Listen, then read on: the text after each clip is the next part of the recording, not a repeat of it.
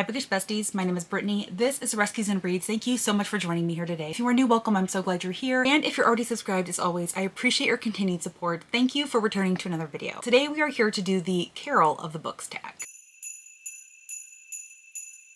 Alright everyone, welcome to one of the final Bookmas videos. We are joined here today again by Sir Archibald, who is currently scratching himself against my tripod, so if you are a little shaky at first, I apologize. Hopefully he settles down and takes a nap, because if I try to kick him out of my office, he will just scratch at the door and be entirely obnoxious. As I mentioned in the beginning of the video, we are going to do the Carol of the Books tag. This was an original tag originally created by Lovely Day with Holly. I will be sure to leave her channel and the original linked down below in case you want to check it out as well. But essentially it uses the names of Christmas carols as prompts for the books. There are 15 total questions, so we are going to go ahead and just jump right into it. Alright, so prompt number 1 is "It came upon a midnight clear." And the prompt for this carol is a book with a nighttime scene on the cover. And for this, I couldn't think of a better book than The Midnight Feast by Lucy Foley, because not only does it obviously have a nighttime scene on the cover, but it actually has midnight in the title. This is the newest release from Lucy Foley. It is a thriller that is essentially following the opening of the Manor, which is this big, huge estate-like house that has been turned into kind of a resort. And you're following multiple perspectives in this book. You are following the owner of the manor, you're following her partner, you're following somebody that works at the manor, and you're also following a woman who has a history with the owner of the manor, and she's kind of coming back to settle some scores. Ultimately, I had a decent experience when I was reading this story. I thought it was pretty entertaining for the most part. At the end of the day, I feel like it was a little bit forgettable. I don't really feel like a lot of the details of this book are going to remain with me. There was also a part of this story that I didn't necessarily understand and connect with. That is, this town where the manor is set kind of has this myth called the birds, and you don't necessarily get a full idea of who the birds are, like if they are myth, if they are real, if they are part of a cult or the occult. You really don't know. I think at the end of the day they were something like kind of like maybe a vigilante justice kind of group. I'm not entirely sure still, but that part of the plot didn't necessarily work for me the best. But overall, I still thought it was a decent read, and I definitely kept it on my shelves as it was a gift from the lovely Jarrett, so thank you again so much to Jarrett. The next carol is "O Little Town of Bethlehem." And the prompt for this carol is a book set in the small town. And so for that, I actually have a pretty recent read of mine, And There He Kept Her by Joshua Moling. So I originally read this to satisfy a buzzword reading challenge, and I ended up really enjoying it. This is actually set in small town Minnesota. It's following Detective Ben Packard as he's recently moved to this town, and he's kind of becoming the interim sheriff until they can find a new one. And there are some missing teenagers, and he's trying to find them. So you're getting Ben Packard's perspective, but you're also getting the perspective of the person who actually took these teenagers. I thought that this was actually really well done. I liked having the villain's perspective in this as well, and I will definitely be continuing in this series. So I thought that this would be the perfect option for this carol. The next carol is "Joy to the World." And the prompt for this is a book with a global setting. Now, I had a little bit of trouble with this one. I wasn't entirely sure what type of thing we were looking for, if we were looking for a book that took place in multiple locations all over the globe or anything like that. So I thought I would just list a couple of books that I read that weren't actually set in the United States, that involved travel and were set in other locations. So first we have Bad Tourists by Caro Carver. We also have The Resort by Sarah Ox, which was set in Thailand. We had My Sister the Serial Killer by Oyinkan Braithwaite, which was set in Africa. So those were just some of the books that I read that were set in locations that are definitely different and new to me, that were not set in the United States, and I hope that satisfies that prompt. The next carol is Silent Night. And the prompt for this carol is to read a book that has an element of silence to it. And I tried to find a book where I could take this a little bit more literally, but for this I'm kind of using a more figurative / metaphorical silence, and that is Madwoman by Chelsea Beaker. Now, the reason I say there's an element of silence to this, in that this is a woman who is living a lie, basically. She is hiding a lot from her husband and her children. They don't know where she came from, and they don't know her past. And her life kind of starts to unravel a little bit when she receives a very unexpected letter from her mother, who is currently in prison. She's not in regular contact with her mother, and she is essentially responsible for the reason that her mother is in prison. So like I said, this is a little bit of an unraveling of this woman's life as everything seems to fall apart. She kind of has to reveal all the secrets that she's been holding. Another element of silence in this is that this main character's childhood was filled with extreme violence. Her father was a very abusive drunk, and her mother never did anything to stop him. She was definitely a mother that was more interested in protecting her husband and protecting her relationship than protecting her child, which I of course found very, very frustrating. But in that way, there was also an element of silence because her mother wouldn't speak up, and then of course our main character didn't feel like she could speak up either. So she was also very silent in her childhood about her past. The next carol is I Saw Mommy Kissing Santa. Santa Claus. And the prompt for this carol is a book that featured a married couple as main characters. And for this, I actually want to talk about a book that I literally just finished, and that is Forever Interrupted by Taylor Jenkins Reid. And this does feature a married couple, although in this one they were married very, very briefly before the husband was killed. In fact, they were only married for 9 days. Their whole relationship was definitely a feature in this story. It was a very whirlwind romance. They met on the 1st of January and then they married towards the end of May. So in total, they were really only together and knowing each other for about 6 months. And it was very much a story about grief and how complicated it is, especially in a relationship like theirs, which was so fast and sudden, and a lot of people don't take it seriously. They don't think it's legitimate. So there's a whole added layer of complexity here. It's even further complicated by the fact that Ben never even told his mother that he was dating anybody. And so when she finds out that her son is dead, she then gets to meet Ben's wife, Elsie. It's also about Elsie's developing relationship with her mother-in-law. So this isn't necessarily a traditional story that features married main couples, but I did think that this one would be a really good book for this prompt. And the next carol is Away in a Manger. And the prompt for this book is to read a book that is set on a farm or features farm animals. So for this, I have another non-traditional answer, and that is The Last Thing to Burn by Will Dean. So this is actually a thriller, and technically it is set on a farm, but the only reason why the fact that it's set on a farm is important is because of the isolation aspect to it. This follows a woman who has been kidnapped and held hostage for 7 years in this farmhouse. She's not allowed to leave. She is basically recorded at all times, and she's essentially there at the whim of the person who kidnapped her. She has to cook and clean. She obviously has to have sex with him. And I found it to be very, very harrowing in that regard, because you are getting the perspective of a woman who has been held hostage, and not only that, but she becomes pregnant and she recently had a baby. So this is also about her trying to protect her child from the monster who fathered it. And I just found it to be very, very intense, and it becomes even more intense when she attempts to escape. And like I said, this is set on a farm, so it is very, very isolated, and she really has no way to get help. So I thought this was a really interesting answer to this question. Definitely not Christmassy or fun in any way, shape, or form, but it's set on a farm. All right, next we have I'll Be Home for Christmas. The prompt for this story is to read a book featuring a character that is trying to get home. And for this, I wanted to talk about Homefront by Kristen Hanna. I read this a few weeks ago, and it is by far one of the most emotionally harrowing books I've ever read. It follows a married couple who are going through some difficult times, and it becomes even worse when our female main character gets called to active duty from the reserves. She is going to be sent over to Iraq to fight in the Gulf War. She's going to be over there for a year, separated from her husband and her children. And her husband does not support her military career. He never has. He's very unhappy about this. This also causes him to have to step up as a father, because ultimately he is not a hands-on father. He is a defense attorney, and he is truly a workaholic. He spends most of his time at his office. But while all of this is happening, you find out all of the stuff that his wife has been going through as a mother, because he is now experiencing it himself. He also starts to realize the horrors that she is probably seeing over there in Iraq. So in some ways, this is about trying to get home literally, as our main character Jolene is in Iraq and she wants to get home, right? She wants to live and survive to see her babies. But there's also a metaphorical sense of home here, as these two are trying to find their way back to each other. So I thought that this was a really great option for this Christmas carol, because it encompasses coming home in a variety of ways. The next Christmas carol is We Three Kings. And the prompt for this carol was to read a book featuring a trio of main characters. I honestly had a really, really difficult time with this one. I couldn't think of any book that I read this year that featured a trio of main characters. So I'm just gonna have to go with our tried and true answer, the trio that everybody thinks of, and that is Harry Potter. I obviously don't have to say anything about Harry Potter. We all know what it is and what it is about, but they are definitely one of the most iconic literary trios of all time, and they definitely fit this prompt. The next carol is The 12 Days of Christmas, and the prompt for this is a book with 12 letters in the title, and the one that I was able to find that I read was Before I Let Go by Kennedy Ryan. This is a book that I read as part of the Mission Impossible project that I started, where I'm trying to find my next favorite romance or romance author. This was a very harder hitting contemporary romance. It follows a couple who have been together for a very long time, but they are currently divorced. They have been divorced, I think, about 2 to 3 years at the start of the story, and they are still very much struggling with it. They both run a restaurant together, and so they have to see each other all the time. They are very much civil to each other for the most part, but there definitely is a lot of tension between them. You see her as she's dealing with a lot of jealousy because her ex is now starting to move on, and she wasn't really prepared for that. She knows that it's logical. She knows that it was going to happen eventually, but she's not prepared for that. She is still very much in love with him. She still very much wants him, but at the same time, she doesn't think that she should be with him or that she has any right to be with him. Meanwhile, Josiah, I think that's his name if I remember correctly, he is very much still in love with her as well. And so this is about them finding their way back to each other. Overall, I had a fine time with this. It wasn't as emotionally impactful to me as I was expecting, but it does have 12 letters in the title. All right, next we have In the Bleak Midwinter, and the prompt for this is set in the winter/snow. And for this, I thought of The Frozen River by Ariel Lawhon. This was my very first experience with Ariel Lawhon, and it definitely will not be my last. This is actually set in in Maine in the dead of winter, and it follows a midwife named Martha Ballard. She's a very respected midwife in the town, but it follows what happens when a body is pulled from the river, and she's kind of investigating what is going on because she doesn't necessarily believe what everybody said happened, because this man who was found dead was actually one of the men accused of raping the wife of the priest. And Martha Ballard, our main character, actually keeps a diary of everything that is happening, and it actually becomes a really big part of the investigation, especially as she is doggedly pursuing justice for the woman who was raped by these men, and also trying to figure out what actually happened to the man that was killed in the ice. I thought that this was an incredibly well-written historical fiction. Like I said, it will not be my last experience with Ariel Lawhon. I enjoyed this immensely. I absolutely loved Martha Ballard. She was such a powerful, strong woman. She was not willing to stay quiet. She stood up for what she believed, and she definitely experienced a lot of sexism and prejudice, especially when a new doctor comes to town and he is very much dismissive of Martha and her healing and her knowledge and her skills. So they are definitely at odds. She has to overcome a lot, and her marriage to her husband in this is actually really, really beautiful, and that was a really good part of that story. I highly recommend, if you are looking for a very strong historical fiction that is actually not World War II or war related at all, this would be my top pick. All right, next carol is Blue Christmas. And the prompt of this one, of course, is a book with an all blue cover. So I'm selecting A Winter in New York by Josie Silver. As you can see, a very, very blue cover. This is a contemporary romance that is obviously set in New York in the winter time, and it follows our main character Iris, who moved to New York after exiting a very toxic, emotionally abusive relationship. She wanted to move to New York because she lost her mother a couple of years prior, and her mother loved New York. Her mother had a history in New York, and it follows her experiences there as she comes across a gelateria that she feels is very, very familiar. And that's because she saw this place in a photo that her mother had, and she comes to realize that this place is actually the originator of the gelato recipe that her mother taught Iris how to make when she was young, and she grew up eating this gelato recipe. But apparently this gelato recipe is super duper secret. Only 2 people in the family that own the gelateria actually know the recipe at any given time, and Iris is not entirely sure how her mother came to have this recipe. But when she walks in, she realizes that there is no gelato, and that's because the one person who still knows the recipe has recently had a stroke, and he's recovering, but he has lost his memories. So Iris kind of goes in there a little bit undercover, if you will, because she knows the recipe and she is going to try to help them get their gelato back. She is a chef, and she says that she thinks that she can help them, but obviously it's because she knows the gelato recipe. But it also follows her and her developing relationship with Gio, who is now the person that is running like the gelato shop. I ultimately thought it was very cute and heartwarming romance. There were definitely a lot of technical issues that I had with it, but I would still say that it is worth the read. All right, next we have Rudolph the Red-Nosed Reindeer. And the prompt for this one is a book that features bullying, and Binding 13 by Chloe Wall should definitely fit. Our main character Shannon in this is severely, severely bullied at the school that she attends prior to Tommen. I mean, she is bullied in a way that is extremely, extremely traumatizing in here. That is a big part of this story, and it is one of the harder hitting elements to it. Of course, she is also bullied at home by her alcoholic, abusive, violent father. So there is definitely a lot of serious bullying going on in this story. All right, then we have Hark the Herald Angels Sing. And the prompt for this is to read a book that portrays the spiritual world. Now, I'm not entirely sure what the original interpretation of this was supposed to be. I imagine it was supposed to be a little bit more on the traditionally religious side, but as we all know, I am not a religious person whatsoever, so I'm gonna do a little bit of a twist on this prompt. And for that, I want to talk about The Dead Romantics by Ashley Poston, which I actually just finished and I really, really, really enjoyed. I was not expecting to enjoy that one as much as I did, but I adored this book, and I'm actually still thinking about it several days later. So this follows our main character, Florence Day, who is actually a ghostwriter for a very, very popular romance author. And unfortunately, she's having trouble writing the last book in the series that she has been ghostwriting, and that's because she no longer believes in love. She found her fiance in bed with her best friend, and she is just completely disillusioned. When she goes to meet with her new editor for the first time, he is not giving her any breaks. He will not allow her to change the type of the story, the direction of the story, and he wants the manuscript ASAP, like tomorrow. But then unfortunately, Florence gets the call that her dad has passed away. Now, her dad and mom actually run a funeral home back in their hometown. I believe it was in like North Carolina, and she hasn't been back in 10 years. And the reason she hasn't been back in 10 years is because she can see ghosts. She and her dad are the only ones in their family that can see ghosts. And back when she was 13, she actually helped solve a murder by talking to the ghost of a dead boy. And the town kind of ran her out. They basically made fun of her. They didn't believe her and everything like that. So she literally has not returned in 10 years. And the first night that she is there, her new editor appears to her in the form of a ghost. And apparently he has been hit by a car. And so she, knowing that ghosts typically only stick around when they have unfinished business, she thinks that it's because she needs to finish this manuscript. And his name is Benji, I believe. I think I've talked about 3 books in this video where the main character's name are Ben or some form of Ben. But she actually starts to get to know Benji because he's just hanging around. He can't really go anywhere or do anything or move on. She and him actually really start getting to know each other and connecting, and it starts to become more, but obviously they can't have more because he is dead. But it is about their developing relationship. It's also about her coming back home and dealing with some of the fallout from her family for being away for so long. So there are those complicated family dynamics. This again is also about grief. So there is a lot going on there. And it's also about her trying to like believe in love again so that she can finish this manuscript and eventually maybe write something under her own name. You know what I mean? I just really enjoyed everything about this story. I loved the main character. I actually loved her romance with Benji. So there were just a lot of really touching, beautiful things about this story. All right, and then the next Christmas Carol is The Most Wonderful Time of the Year. And the prompt for this is a story that manipulates time. I can't reach my copy of this at the moment, but I wanted to go ahead and talk about The Dream Daughter by Diane Chamberlain. This follows our main character, Caroline, and I believe she is living in the late 60s, early 70s during the Vietnam War. Her husband has recently been killed in the war, and she finds out shortly after that she is pregnant. She then finds out that her baby has a heart defect and essentially she will not survive it. And this, of course, is absolutely devastating to Caroline, who has lost her husband. She is now going to lose her baby, which was going to be the last part of her husband. But then she's actually told by her brother-in-law something very unbelievable. He tells her that he is actually from the future, 2018, and that there's now medical technology that can help her baby. And so he helps her get to 2001, where her baby is able to have like in utero surgery to help with this heart defect. But unfortunately, something terrible happens and she ends up having to go back to 1970, otherwise risk losing her chance to go back forever. And when she tries to go back to her baby in the present day timeline as she's still in the hospital, something gets messed up and she ends up way farther in the future. So this is all about a mother and her love for her daughter and wanting to save her daughter. And there's definitely a lot of interesting time travel going on here. I thought that the way that Diane Chamberlain crafted this and talked about time travel was really, really unique. So ultimately, I thought that this was very well crafted. And the last carol is Carol of the Bells. The final prompt is going to be a book with a plot that contains music as a key element. And for that, I wanted to talk about Symphony of Secrets by Brendan Slocum. I've read this and The Violent Conspiracy, and I think I like this one a little bit better. So this follows our main character, Byrne, and Byrne is a music professor, but he's also the foremost authority on a composer during the Jazz Age called Frederick Delaney. He knows absolutely everything about Frederick Delaney. And one day he gets the call of a lifetime from the Frederick Delaney Foundation. They say that they have found the lost composition. He was doing this very expansive series of compositions based on the 5 colors of the Olympic rings, and red has been lost for all of these years. And so Byrne, because of his knowledge about the music, is called in to authenticate it. But during this time, Byrne starts to uncover some secrets about Frederick Delaney and his compositions. Namely, that Frederick Delaney didn't actually write all of his compositions. He essentially worked with a young Black woman named Josephine back in the 1920s. And of course, during that time, you didn't want a young Black woman's name on your compositions. So he did it in secret and he paid her like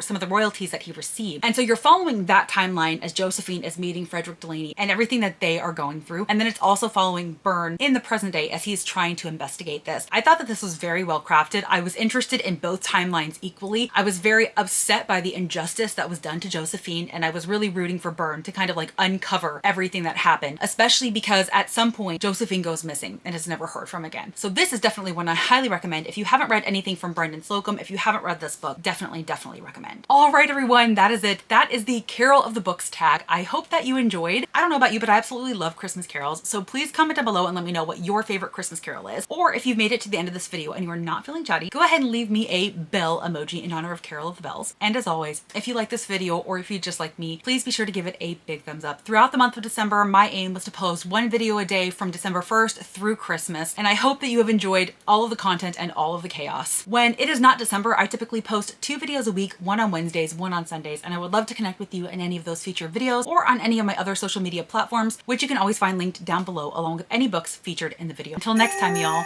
Bye.